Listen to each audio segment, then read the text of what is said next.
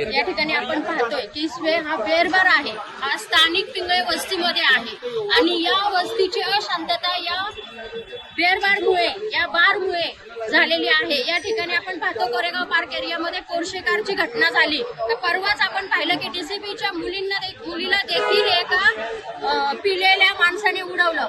आज पहाटेचे 4 वाजले तरी आम्ही या सर्व प्रकरणाला पाहत आहोत। छोटे छोटे लहान कपडे घालून अर्ध्या नांगड्या म्हटलं तरी चालेल त्या मुली या ठिकाणी येतात। आमच्या मुलांवर संस्कार काय होणार? इथे बियर पितात, याच ठिकाणी त्यांना भान नसतं, याच ठिकाणी त्या बाथरूमला देखील इथे बिल्डिंगच्या इथेच बसतात।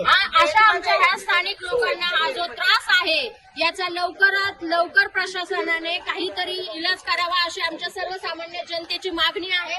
हे आमचे काका आहेत, यांच्यावर हात उचलला। आज एका पिलेल्या माणसाने बिअरची बाटली फोडली। उद्या जर काही झालं असतं तर आमच्या या स्थानिक भागामध्ये या पिंगळे वस्तीला या बारमुळे या पिंगळे वस्तीचं नाव खराब होत आहे।